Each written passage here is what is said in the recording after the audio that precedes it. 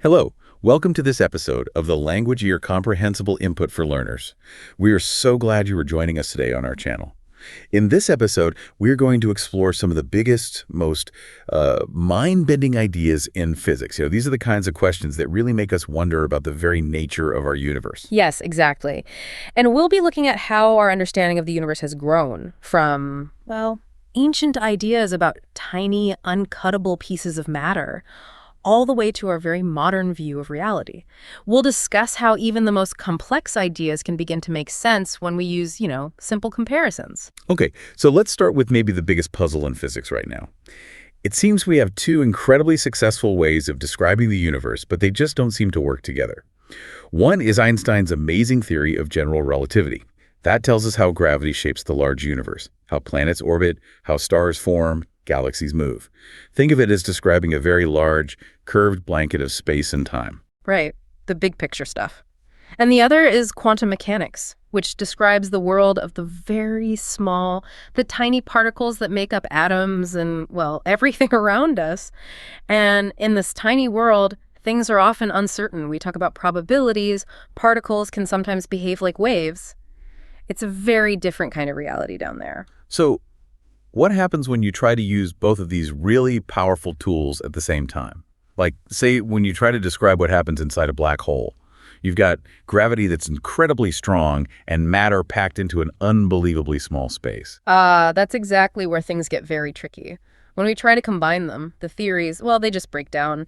The mathematical answers we get aren't just unhelpful. Sometimes they lead to what physicists call disastrous infinities. Infinities? Yeah, just numbers that don't make any physical sense. It's like the universe is basically telling us that our way of thinking about it is incomplete, especially where gravity meets the quantum world. Okay, so it's a signpost, really. Yeah. Telling us we need a deeper understanding. Precisely. We need a way to bring gravity into that quantum picture. So, to move forward, we need that bridge.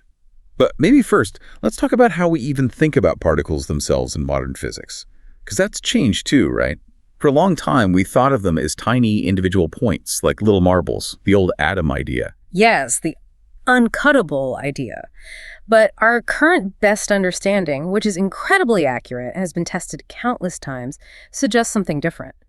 What that means is, instead of seeing particles as tiny points, we can think of the entire universe as being filled with invisible, energetic fields. Fields? Okay, like invisible layers everywhere. Kind of. Imagine a calm, still ocean stretching everywhere, endlessly. Now, if you create a ripple or a wave on that ocean, that wave is like a particle. So every fundamental particle we know, electrons, photons, which make up light, they're just a specific kind of ripple or vibration in their own special field. Huh. So we're not just tiny dots. We're more like waves on these cosmic oceans. That's a great way to picture it. And these fields, they're never completely still or empty. They always have a tiny bit of baseline energy, like the smallest possible ripple. Even in empty space. Even in empty space, there's this sort of fundamental hum. And we can only add more energy to create bigger waves, actual particles in specific amounts, like whole steps. You can't just add a tiny bit of energy. It has to be enough to make a full ripple, a whole particle. This helps us understand how particles interact, how they pop into existence and disappear. Okay, that quantum field idea sounds powerful. And you said it works really well for almost everything. Almost everything, yeah. It describes the fundamental forces, except for one. Let me guess. Gravity? You got it, gravity. Even though the quantum field idea is fantastic, it still struggles when you try to include gravity in that quantum framework. When we try to make gravity fit, we still run into those same frustrating infinities, those mathematical dead ends. It's like the framework itself can't handle gravity's description. Exactly. It's like trying to paint on a canvas, but then you try to make the canvas itself part of the paint. The whole picture just falls apart. We need something fundamentally different. Okay, so that brings us to the really imaginative ideas. What's the next step then? Well, this is where a truly radical idea comes in. String theory. String theory, okay. Instead of particles being point-like vibrations in a field, string theory suggests that the most basic building blocks of our universe are not points at all. They're incredibly tiny, one-dimensional vibrating strings. Strings, not points, but tiny little lines that wiggle. Sort of, yes. Think about a musical instrument, like a guitar string. The different notes you hear come from the different ways that string can vibrate, right? Right. Different frequencies, different patterns. In string theory, it's similar. Different ways these tiny fundamental strings vibrate give rise to all the different particles and forces we observe. So one specific vibration might look like an electron to us, another vibration might be a quark.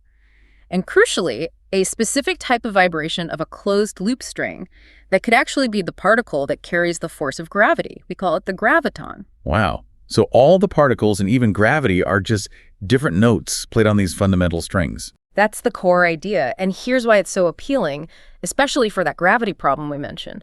Because these strings have a tiny bit of length, they're not zero-dimensional points, they naturally smooth out those disastrous infinities that pop up when you try to combine gravity and quantum mechanics directly. How does the length help? Well, a point particle interacts at an infinitesimally small location, and that's where the math goes wrong. But a string is slightly spread out. That tiny bit of extension acts like a natural buffer, preventing the calculations from exploding. Okay, that sounds elegant, actually, a neat solution. Yeah. But I bet an idea this different must come with some strangeness of its own. Oh, absolutely. It solves one problem, but introduces, well, a pretty wild requirement. Which is? For string theory to work mathematically, for the equations to be consistent and not predict impossible things like negative probabilities, it needs extra dimensions. Extra dimensions. Yeah. Beyond the 3 space dimensions we know, up, down, left, right, forward, back, plus time. Yes. The math demands more, usually 10 or sometimes even 11 dimensions in total. 10 dimensions. Where are they? I only see 3. Well, the idea is that these extra dimensions are not big and spread out like the ones we experience. They are curled up or compactified. Right. Imagine them rolled up into unimaginably tiny, complex shapes, much, much smaller than an atom. So small we can't detect them directly with any current technology. Curled up, like, Remember that garden hose analogy? From far away, it looks like a one-dimensional line. Exactly. But up close, you see it has a second dimension, the circle around it. So these extra dimensions are like that tiny curl, but incredibly smaller. Precisely. They're curled up on a scale so small, maybe the smallest possible scale in the universe, that we just don't perceive them in our everyday lives. And these tiny, curled-up shapes, they have names like Calabi-Yau manifolds. They're not just there for show. Their specific shape, their geometry, is incredibly important. It actually determines the properties of the particles and forces we see in our universe. The way they're curled up dictates the laws of physics we observe. So the shape of these hidden dimensions dictates how the strings vibrate, which dictates the particles we see. That's the idea. But here's a challenge. There are a huge number of possible ways these dimensions could be curled up.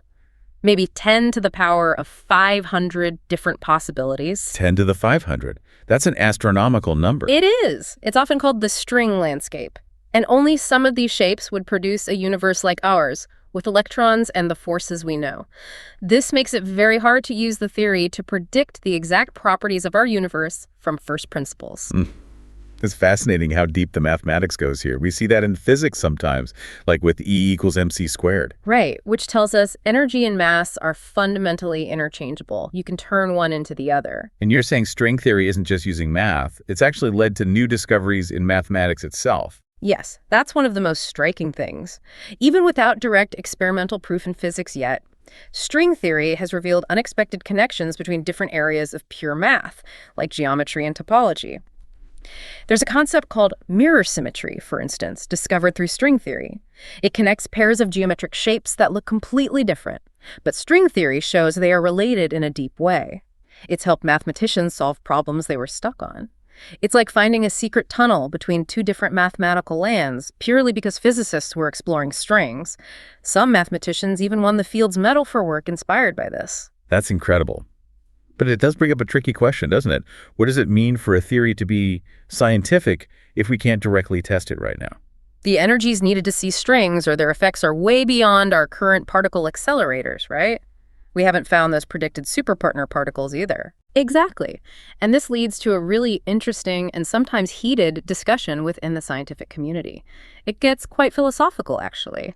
Some argue that the mathematical elegance, the internal consistency, and the way it solves the gravity quantum problem are strong evidence it must be on the right track, even if direct tests are far off. Others strongly believe that a scientific theory, by definition, has to be testable, falsifiable, with current or near-future technology to be considered truly valid science. It's a real debate about the nature of scientific progress. But this kind of situation, where a theory seems strange or untestable at first, that's not entirely new, is it? I mean, think about quantum mechanics itself when it first emerged. People thought it was just bizarre. Or Einstein's relativity seemed incredibly abstract. Absolutely. For years, many thought those theories were just mathematical curiosities with no real-world impact. But look where we are now. Our understanding of the quantum world underpins basically all modern technology: computers, lasers, cell phones, medical imaging. Things they couldn't have possibly imagined back then. Not at all. They were unforeseen consequences of pursuing fundamental abstract questions. So perhaps the same could eventually be true for string theory. Its ultimate applications might be something completely unimaginable today. And it's worth remembering, string theory, while maybe the most famous, isn't the only horse in this race, right? There are other ideas trying to unite gravity and quantum mechanics. Oh, definitely. It's not the only game in town. There are other fascinating approaches. For example, one called loop quantum gravity. It suggests space-time itself isn't smooth, but is made of tiny, discrete loops, like a fabric woven from fundamental quantum threads. It doesn't need extra dimensions. So space-time itself is quantized. That's the idea. And another approach uses computer simulations, causal dynamical triangulations, to build space-time from tiny triangular blocks, trying to see how our familiar universe might emerge from basic quantum rules. They all grapple with the same core problem, just from different angles, pushing the boundaries of our understanding. Wow. Exploring these ideas, from vibrating strings to hidden dimensions, even the idea of space-time being built from blocks, it really helps us expand our minds. It shows the incredible creativity needed to try and grasp the universe at its deepest level. Yes, and we hope that looking at these big ideas in a, clear and human way helps you feel a bit more connected to this amazing journey of discovery that physics is constantly on. It's a human endeavor full of curiosity and imagination. If something in what you heard today sparked a thought or stirred your imagination, we're glad. We'll see you again in the next episode of the Language Year Comprehensible Input for Learners.